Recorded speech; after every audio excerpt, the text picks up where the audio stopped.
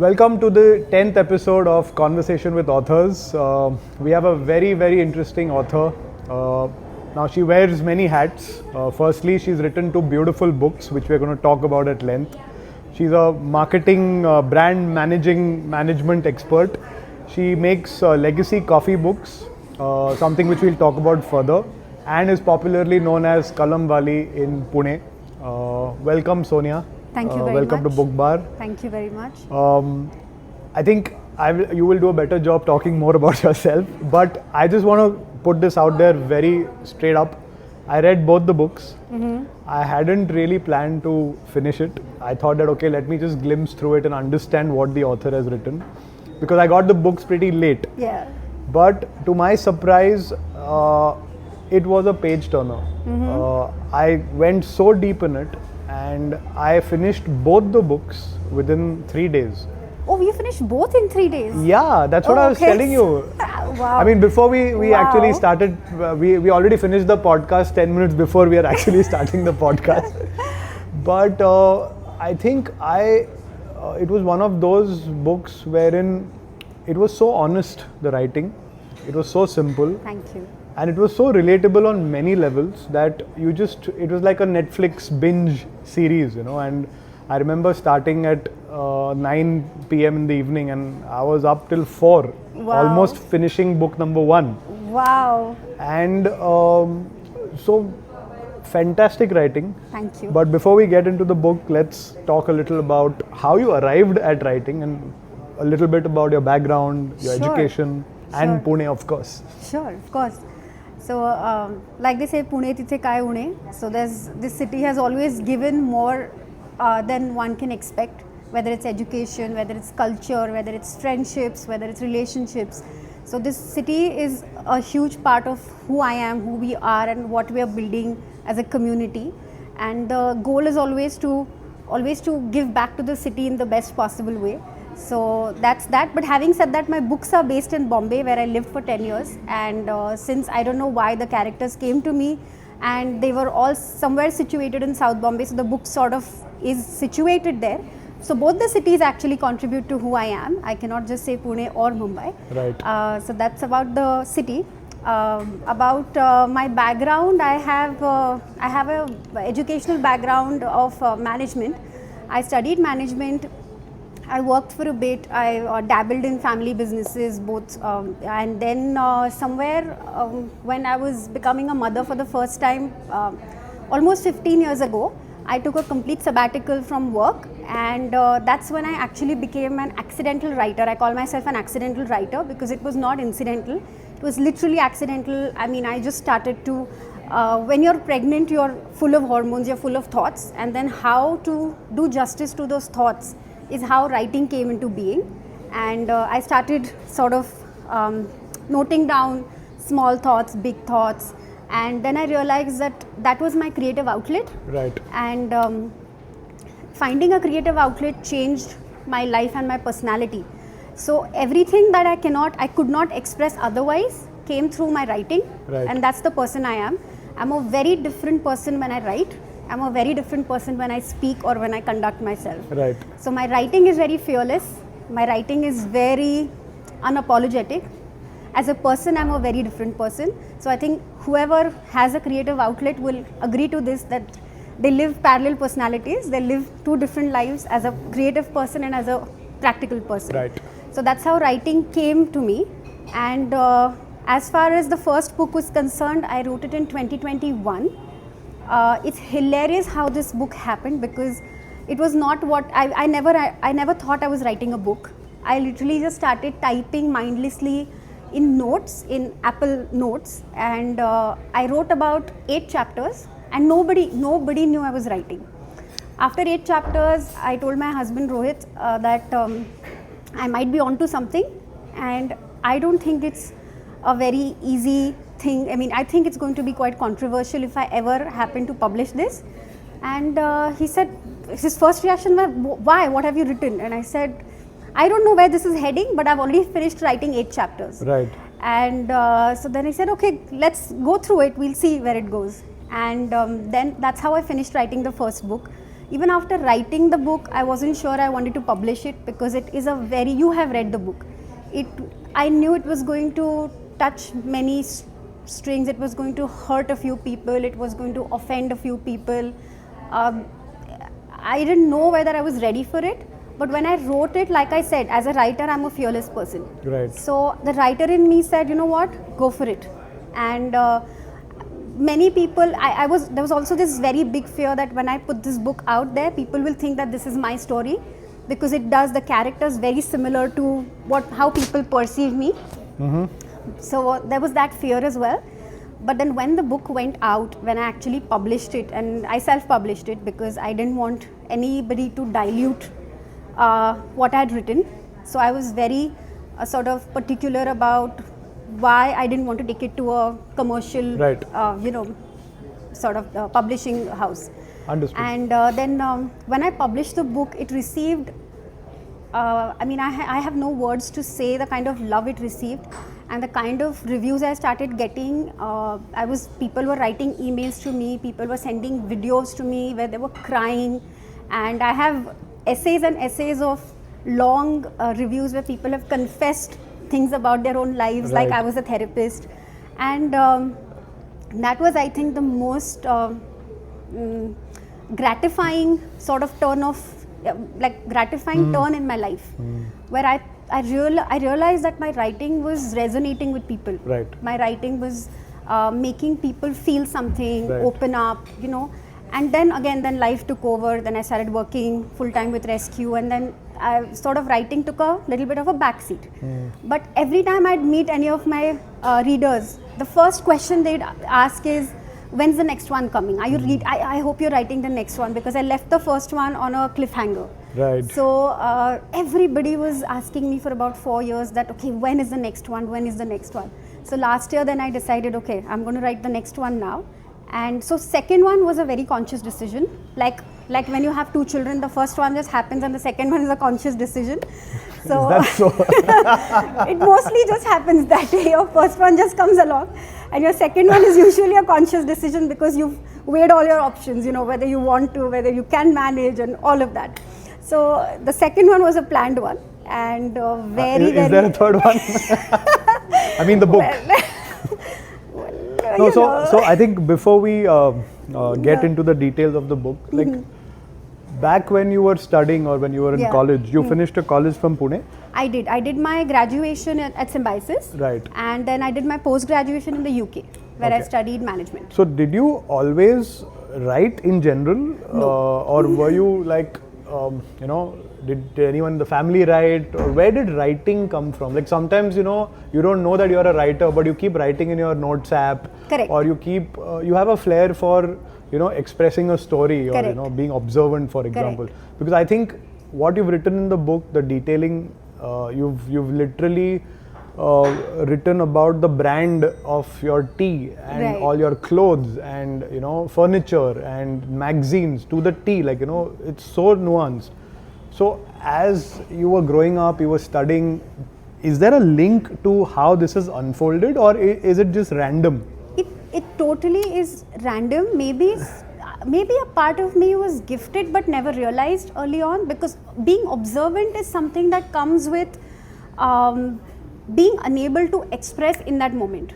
So when you're unable to verbally express in that moment, you tend to observe and sort of absorb it, sort of work on it. So I think when there is that we were raised in a certain way where you cannot immediately respond. We were, values, the millennial values that whatever, don't say anything, whatever, So those kind of values instilled at that point sort of also gave me that inlet and outlet where writing became a part of me. Right. And initially, I didn't think I was going to become a writer. I never thought I was going to become a writer. But my essays and all always scored. I was good at academics because my writing, I'm clear, now I know that, so okay, maybe it was the writing to, that sort right. of got me the marks. But 10 years ago or so, I started writing these short quotes. I call them column quotes. and I used to just post them one randomly every day on my Instagram page. This was before you actually wrote this? Yes, this was way before I wrote this. And those quotes actually started getting very popular. Like people were putting them as their DPs, people were sharing them. Back in the day when the Instagram sort of, the whole ecosystem was still very conservative and nice, and it had not gone, it was not about engagement and all of that. So algorithms, it was nothing like that. It was plain, you posted, you saw people on your list, you saw whatever, it ended at that. So in that moment, those column quotes became really popular. Like everybody started sort of sharing them, reaching out to me. Everybody I went, people started addressing to me as Kalamwali. People stopped calling me Sonia and started calling me Kalamwali. Like my dad's friends and all started calling, Are, Kalamwali Ali, Kalamwali Ali. And then that's how it became a part of me. And the more I wrote those, the more I shared, I realized that people were resonating with those quotes. And then I got that confidence that, okay, you know what, maybe I should write some more. So clearly, all your quotes, I think that's a great point you make, that, sometimes you observe things and then you don't really say things, right? You take it as a sponge. Correct. And you overthink it, or you just keep it in your mind. But there needs to be an outlet. So Correct. someone will dabble into music, or someone will do something else, and eventually all that comes together as one whole universe which you unlock. Yes. And you pour it all out, and so there is a link to all of this till you came to this. Now that you place. say, I will look at it as there is a link. Because sometimes it's very interesting to understand why firstly someone writes. Right. And that's one, and second is what they write. So that's my second segue, that Okay, to why I write, sorry, I have one very simple answer. The more I write, the more I heal. That's the simplest answer if that's something you're looking at. Why do I write? Because I heal through my writing. Right, but you only realized the healing right now, or when you wrote your first quote or something like that? Because sometimes you can only Every look time back. I write, even if it's a simple journaling activity in the morning, every time I write, I heal from something that has sort of disturbed my peace of mind. Right. So writing, I think, why do I write? Because I heal through my writing. It's a big thing, small thing, it could be anything. Right. Yeah. So then, this topic, okay, and now this is going to be the best part of the podcast, because I think I think our audience online and maybe whoever is listening here would like to know what are these books about. Okay. I think the title in itself is something which is so beautiful. It is so good. Yours faithfully, not truly, and yours truly, not faithfully. I think it's a paradox in itself. It is Absolutely. where I think the whole of society is stuck somewhere. Can you just walk us through why this topic? Where did it come from? What inspired you? The characters? And as you said, you wrote 8 chapters till you realized that, this could be something worth reckoning, yes. right? And when did you realize that this is something which people need? Honestly, I didn't write it for people. I wrote it for myself. I wrote because I felt like there were thoughts inside my mind that needed to come out in some form. And if they came out just directly without a direction or whatever, then I don't know if those would have resonated with people or with my readers or with me also. So putting them in a story format was always a more interesting way, and the more I wrote, the more the stories, the characters came to me. Right. If you ask me, do I know any of these people personally? The answer is no. I don't know anybody who's like a Saloni or a Vanraj or Ma, or do I know Rashi? No, I don't know who Rashi is. Do I know Chirag? No. Having said that, do I know people who are like that? For sure.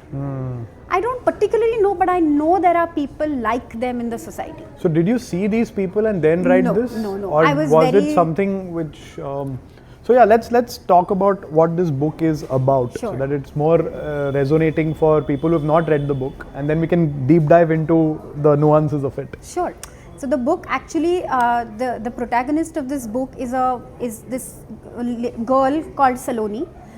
She's this very typical South Bombay bahu of a very wealthy, sort of respectable Gujarati family, and it's her journey It's her journey through, again, the values that she was raised with, the values that she believed were right up to a certain level, and then the world around her that unfolded in such a way where she realized that there's never a right or a wrong. There's never, everything doesn't have to be right, wrong, black, white. There's something in between, and you can always have that in between and still have your rights and wrongs and still have your blacks and whites. You don't always have to say, okay, life is a black or a white or right or wrong. And it's like the whole gray area in between that we usually feel there shouldn't be or there isn't, but that's where most of us are living. And so it's about that, and it's about her beautiful relation with her in-laws, with her husband, with the people around her, with this, the more she encounters people who are like her, who are living the most perfect lives, but are somewhere deep down are dealing with a lot of grief which they are unable to do anything about. And then she sort of becomes instrumental in creating like a community for these kind of people, where so yeah, the first book is about that and about how she goes through the journey of reaching the grey without letting go of her white and black. So the first book is about that, and the second book is a continuation of that, where she matures even more, finds out very, very different kind of truths about the people she's known her entire life, and still has it in her to accept them as they are. Also meets a lot of other new people who live very differently from her, and then realizes that there's a whole world outside of her circle. And yeah, so right. And the title? The title, the first one, is a very funny story. I had written almost 16, 17 chapters and I still didn't have a title. I was struggling with words, I was playing with words. I had many options written on the top of my notes, all in bold, all in caps, figuring out what is ringing a bell and things like that. And then that time my daughter was about 10, and something happened and I was leaving her room and she said, "Yeah, fine, yours truly." And I walked out, and that time it didn't ring a bell. And in about 15 minutes or so, and I said, "Yours truly, yours truly, yours truly, yours truly, yours truly, not faithfully." And it just sort of, "Yours truly, not faithfully." And then in that minute, I just knew it had to be "Yours truly, not faithfully," because the way the story was moving forward, I knew the title would be perfect. Right. And the way this story was moving forward, I knew the title had to be "Yours faithfully, not truly." Right. So yeah, and if now that you've read the books, you know the titles are exactly what the books are about. Yes, and I think this will be my question, but I'll ask something before that. Yes. What do you really want the user to, what do you want to say to someone who reads this book? But before that, I want to set a little precedence on my take or the premise of this book. The book is largely with a girl who is in a marriage. Yes. Looks very pretty from the outside. The facades are beautiful. One could just want to live that life. Exactly. But the relationship with the self is not good, right? But for one way or the other, because of a template, right? You enter into it, right, and then towards the end of that template you disconnect from it because you don't know whether, and you've written a beautiful paragraph, right, about honesty, right? You can either be honest to the world and not to yourself, right, or you can be honest to yourself and not to the world. Yes. It depends on which side you are, and there is no right or wrong. There's no right or wrong. So if you want to be honest to others, and this usually happens, we'll take the topic of marriage. Yes. Right? Because marriages over years have changed. A lot. The templates have changed, Correct. The interpretation has changed. So there are people who believe in the institution, which somewhere has a fixed template. Correct. And there are people who do not believe in the institution, which has more modular, provision for improvisation, adapting to the modern times. You are either here or you are there. If you are in the middle, you will never be happy, right?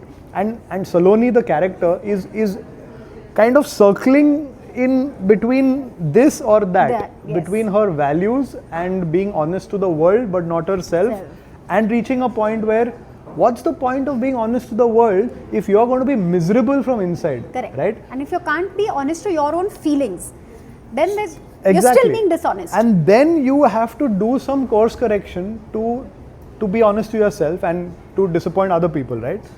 So, what is it that you truly want your reader to know, to understand, and you said so many people confessed.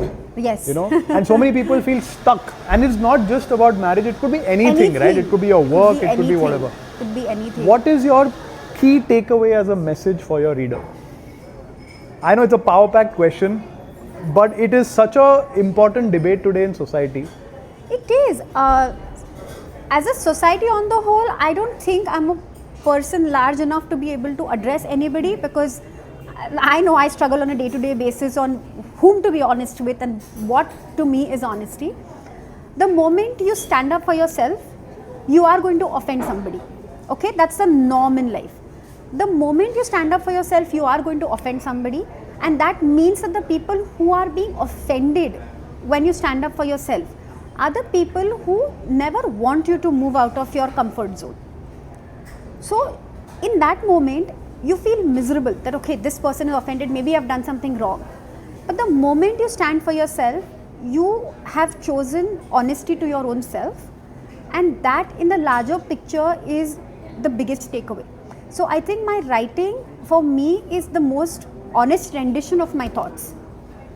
There's no moral of the story. There's no moral. In fact, if you read the book, the morals are, I thought people would really come back to me with very, very negative sort of feedback, because there is no moral of the story to the end of the book. Literally. Like, I'm telling people through my book that it's okay to listen to yourself, and it's okay to not fit into the idea of perfection. Okay, I'm telling that to the people. But I think the most important thing I want to put out through these books is be honest to yourself, be kind to yourself. If you are honest and kind to yourself, you can be honest and kind with the world. If no matter how honest and kind you are with the world outside, if you are not honest or kind with your own self, at some point it's going to flip, and it's going to flip in such a way that then you're neither honest and kind to yourself nor to the world, and then it's just a very messy sort of situation. Right. So if one feels like a Saloni, she should take action according to how Saloni has taken? Well, if one is in Saloni's position, but one is able to get what they want without putting their principles at stake or without making it about their principles, then one should choose that route, which is also possible. Right. There are people in this world who are living perfectly beautiful marriages, but also have their own quirks and also have their own entire different universes outside, and that's also acceptable. And then there's also a world where there are people like Saloni where they want to do something that's more clandestine, that's something more understated, something more secret, something more where everything is protected. Your facade is protected because Saloni wants to protect the facade. There are people who, there are going to be Salonis who will want to protect the facade. There are going to be Salonis who will want to shatter the ceiling. Right. So, understood.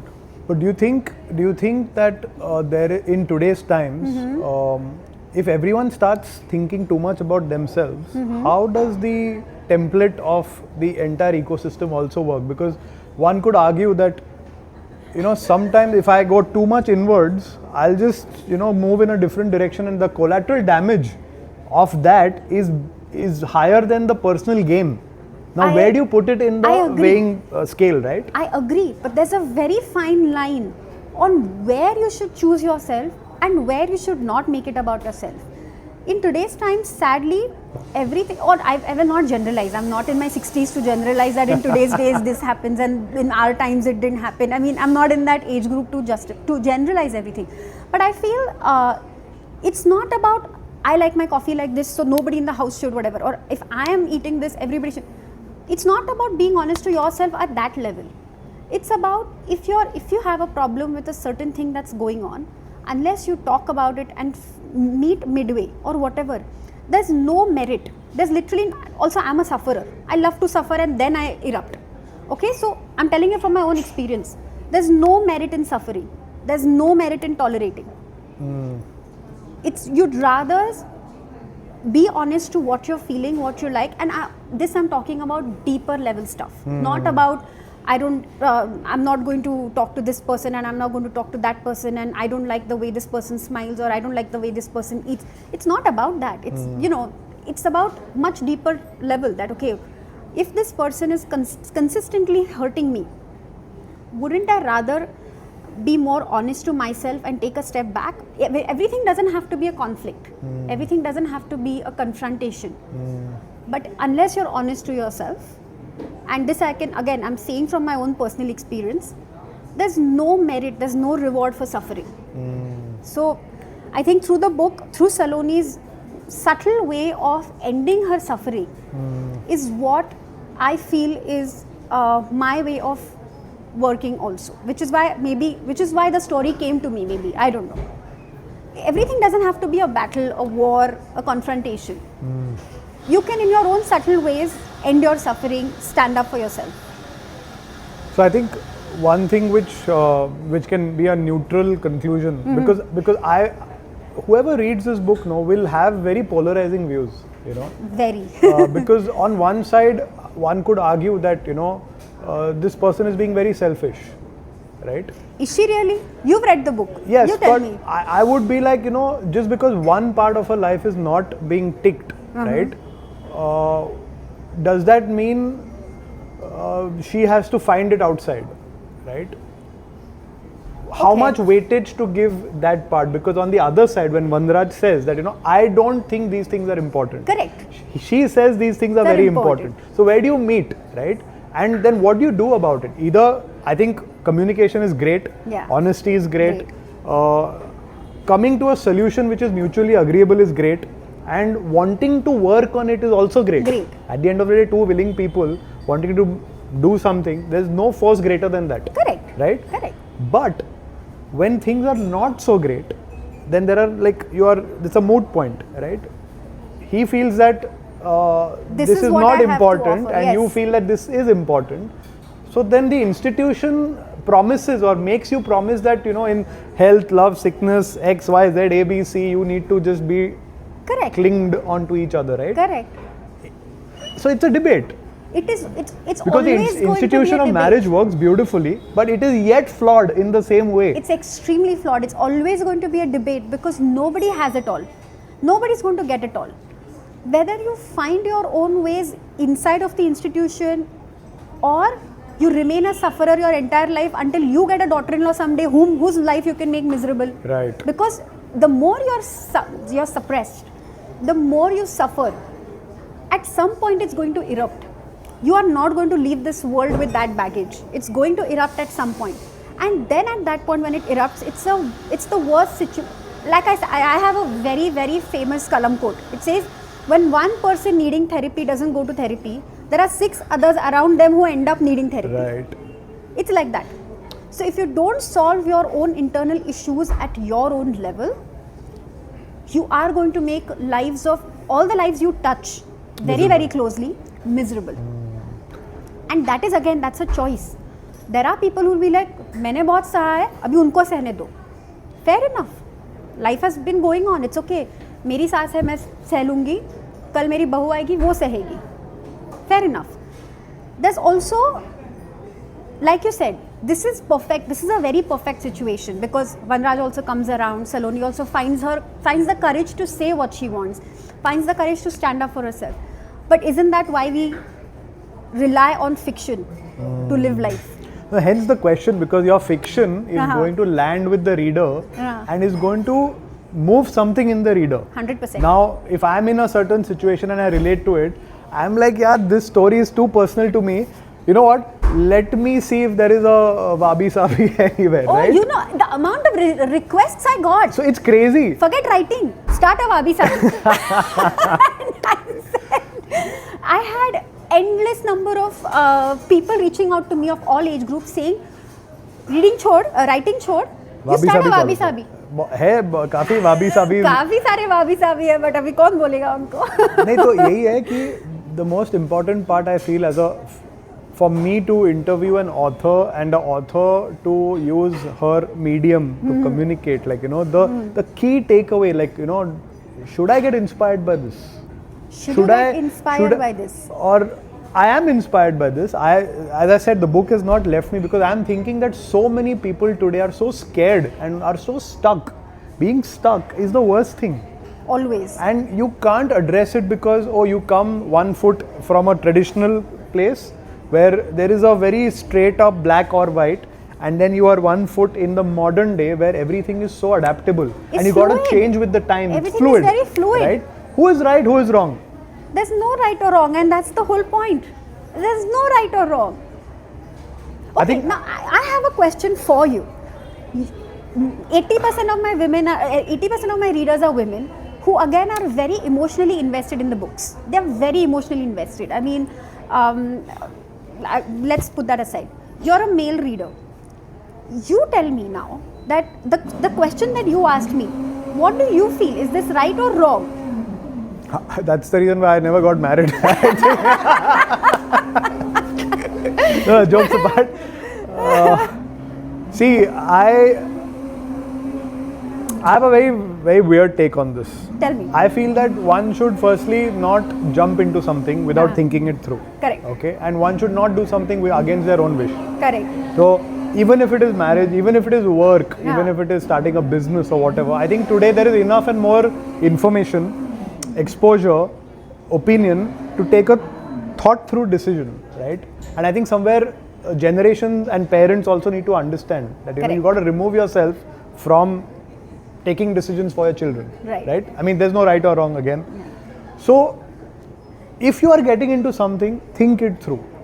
But don't you think?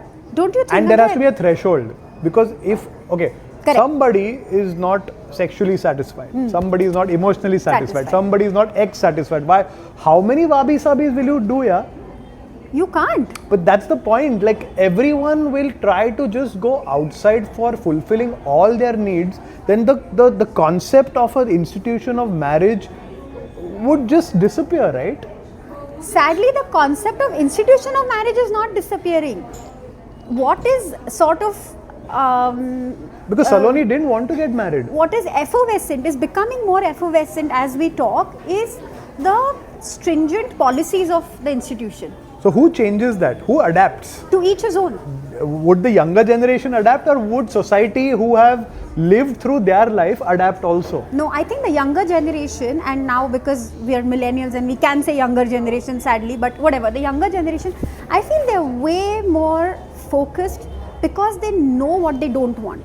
We as people, we were never taught to think about what we didn't want. Right. We were always taught to think, okay, ये तो करना ही पड़ेगा. This is what is normal. This is the norm. You have to go through this, and you will go through this, and then compromise. उसमें क्या है? Compromise. Today, when I speak to my 14-year-old daughter, the first thing I tell her is, and not in a bad manner, I said, there's no reward for suffering. I keep saying this. There's no award, there's no reward, there's no recognition for suffering. But who decides, sorry to interrupt, who decides degree of suffering? To each his own. But tomorrow somebody will hurt me, and I'll be like, oh, this is suffering, I'm out. And there is no compromise. There is no thinking through that the collateral damage of all of that will affect. And I'm just so in myself that I'm just going to walk out, and I have a justification because I don't want to suffer. In someone's lens, someone will be like, yeah, this is not suffering. This is not suffering. You are just escaping. In other lenses, somebody is really suffering and they still feel that, oh, I'm not suffering because this is normal for me. सहना है, ये होना है, correct, वो correct. होना है, सिखाया है, ऐसा ही है, all of that. So technically right or wrong है ही नहीं. There is no right or wrong. It's how you have been raised. So again, if I speak about my particular example with my children, I think you lead by example. So when they see you being a certain person, being tolerant where it's necessary, but also maybe being subtly rebellious or whatever.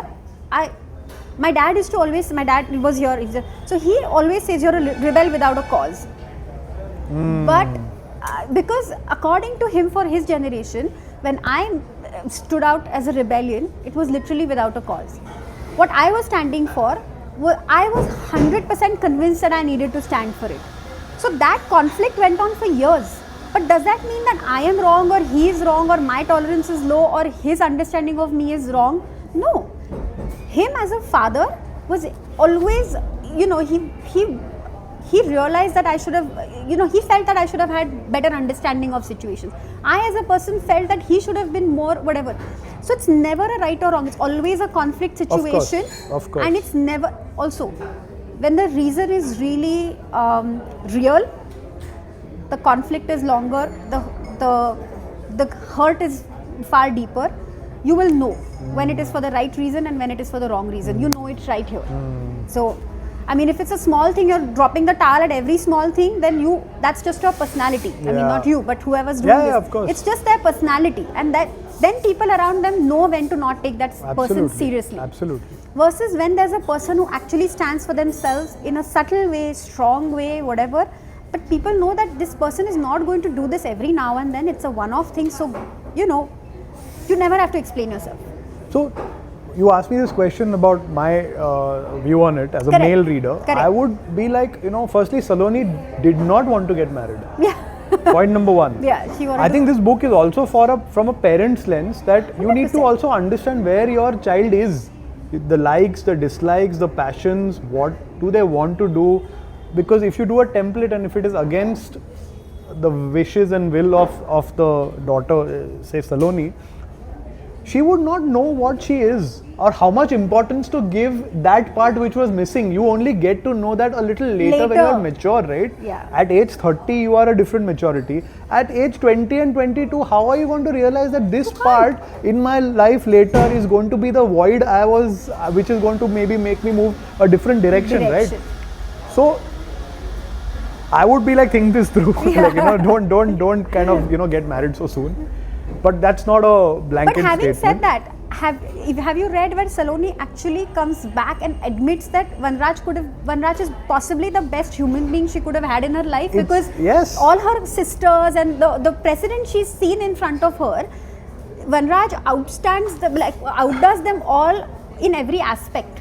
So, I mean, she also knows that, okay, beyond a point, this is exactly where this is the best she could have landed into. So, I mean, there's no, also I'm very emotional about Vanraj as a character. For me, I just feel like I've built Vanraj in my girls group. We have this usual joke. Everybody wants a Vanraj. So, like, where can I find a Vanraj? I said, Vanraj I don't want to be not Vanraj. available. Like, in that way, if you're asking from a male point of view. Because it would be so frustrating to understand what's inside someone's head. One day you want this, that's every man in the world, by the way. That's every husband in the world. Ask mine. I took the liberty of hiding under Vanraj's character and not making this, about man and woman. But again, beautifully written character about Vanraj. And second thing which I want to say is that I think you brought a point in such a way that if there is conflict, right, I think communication is the most important. You may not have a solution, but that doesn't mean you shouldn't communicate. Right? So you have a problem, you share the problem. What one has to do for that problem is the later part. Correct. Don't compromise. Communicate. Jo bhi hai, communicate. Two people and their ecosystem are maybe intelligent enough to see where this has to go. Otherwise, you are going to be stuck. And then at age later on, then it starts piling up. And then there's 100 other issues, and physical, mental, emotional. The beautiful twist in your book where Vanraj's mom signs up because for all her life she's felt this void, this emotional void, and in society we see this all the time and nobody addressed it. Go home and ask your mom. She might tell you that, hey, 100%. You know what, I could have done with a friend back in the day. I could have done with an emotional outlet back in the day. Like, a very close friend's mom, okay, she was in her early 60s when I wrote the first book. She read the first book and she wrote me this email, and I was crying by the end of the email, because in that email she's actually written that I had all these thoughts when I was growing up, when I was young, but I was so guilty of going through these thoughts. I was always made to feel guilty that, Essa, how can you think like this about your partner, or how can you think that you want to do this in your marriage? So she said, my entire life I've only felt guilty for thinking out of the box, and that's why I never did anything beyond just thinking about it. Also, the words didn't have terminologies back then, the thoughts didn't have terminologies back then. Today, when I read the book, I feel like a part of me has healed, because there's so many things in there that I would have wanted to do and say, which Saloni has been able to say and do, and I feel like I've lived my life through her this entire journey. Right. Terminology is like situationship. Today's so many of your characters would be in a situationship. Yeah. So which is your favorite character? Vanraj. Okay. उसको मैंने Moving बहुत on from शिद्दत वनराज. से उसको मैंने बहुत शिद्दत से बनाया है. Like I'm very, the moment like my husband will say, oh, has in Vanraj, has this been inspired? When you're like, no. Has Rohit read the book? Yes, he has read both the books. So after the podcast, I have a few questions, or I want to ask him, what did he feel about the characters? About the book. The first, when he read the first book, when he finished reading the first book, I was not at home, I was at work.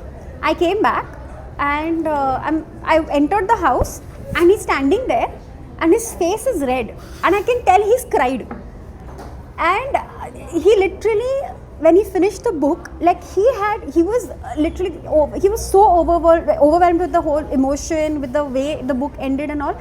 And then he just, he just hugged me and he's like, I don't have words to tell you right now how I feel. And he read it like 4 months after the book was released. So the first book, I will give him 0 marks because he read it like 4 months after. When I started getting reviews, is the time he said, okay, chalo, now I'll read. The second book, he was my first reader. So he read the manuscript when oh, lovely. Even, in fact, he's read the book before it went for edits. So he's read. He's got the whole all the unedited. The extra information as well. I think that's a very charming thing for someone to read your first manuscript. It's a very personal, moment, yes, which yes. I think all writers get, whoever they are sharing that manuscript with. And then in that he said, after that he said that like Saloni found her Jay, I also want to find somebody like this, where there's like a Jay, where you just, again, it's a very personal thing. Like, what happens with the Jay character. We're not going to talk about it right now. But he's like how Saloni had Jay. Like, everybody should have their, like, yours faithfully, not truly. I think a lot of people, after alcohol, find their Jays and otherwise. Jokes apart. But, no, I think, so, we won't talk about Jay. I think it's let's leave it to people to actually read the book, because you have to read the first to read the second, and it's a beautiful bridge, and there are so many plots and twists and turns. Which part you mentioned? There is a. So I keep getting confused. Saloni and Sonia. Everybody talks to me in first person as if this is Sonia the writer and Sonia the mother and a normal day to day. Which person has the normal been inculcated in the writer, or has the writer influenced the normal? No, I think a lot of me is what you'll see in the book. Especially Saloni's choice of clothes, Saloni's choice of food.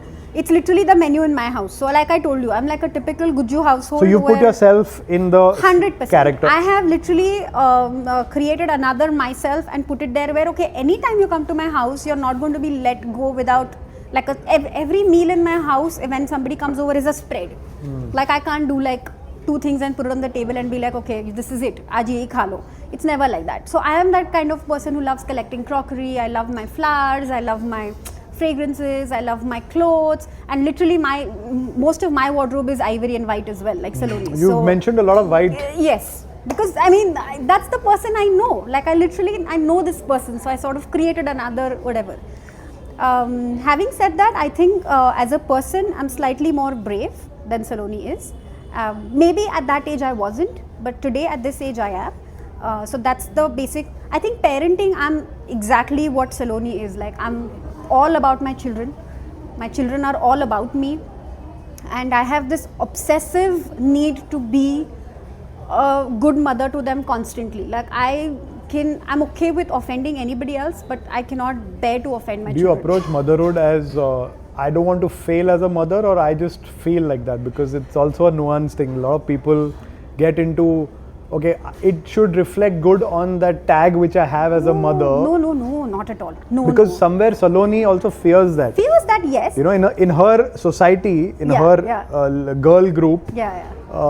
there is this one-upmanship all the time, and I see that all the time. All like the you know, time. It is there. my son or my daughter is doing this, Yeah. and we are this, and it's there in society, right? Yeah. So, does that? No, where that is concerned, I'll tell you. See, the society now has moved on from showing off on what bag they're carrying, what jewelry they're wearing, where they're traveling. So, what do you show off on next? You literally show off on what your children are doing. That's the next thing. So that's what I've caught on and put in the book. Me as a mother, my entire childhood, had anybody asked me what do you want to grow up and become, I would have said I want to become a mother. But I would have been, people would have laughed at me.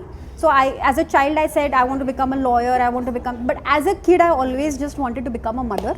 So there's nothing in my life that comes close to my relationship with my children. Right. I am a very different person, and as fearless as I am as a writer, I think I'm twice as fearless as a mother. Like, as a person, I'm a very sort of, I'll contain, I will be docile most of the times. As a mother, I'm a very, very sort of, how a tigress is, or a lioness is, or even Fierce, that's the word. Very fierce protector of my children, of their interests, of their emotions. So yeah, I'm a very sort of that kind of a mother. What's the best feedback you got? Anything which worth feedback? mentioning about the book? Anytime I'm low, I literally just go back to I have screenshots and hundreds and hundreds and hundreds of screenshots of reviews. I read through them, and in fact when I started writing the second one, I actually went back and read the reviews for the first one, because I wanted to catch the nerve of what people were waiting for, what had they liked the most, so that really helped me, especially the things that they had liked the most. So then I continued with those things in the second book. Okay. So yeah, but I think one of the most emotional, the lady I said who wrote me an email, that was one. Then I met an 80-year-old gentleman, again my friend's father. I bumped into him in a restaurant, and I never thought he'd read my book, and he was 82 then, 81. And he took me to the side and he said, you know what, I read the book. And my first reaction was shock. I said, okay, how is he going to judge me? Because, it's explicit at some points, right? So he said, you know what, I love the food and the crockery and, all of that, but you have guts. I love your guts to be able to write this in today's time, and to be able to put yourself out there for judgment. You knew that he's also from my community. He said you knew you'd be judged for it, but you put it out anyway. Were you? Extremely. Yeah? Extremely. Did you get scared about it? Before I published it, yes, I told you. I was very scared. I told Rohit, I said, I don't know the kind of reactions I'm going to get, and they may not be the best. My parents were a bit shocked. They were sort of, they were like, hey, kai lihilas tu? And, people are going to think this is your story. And, but the more people actually but so started... What?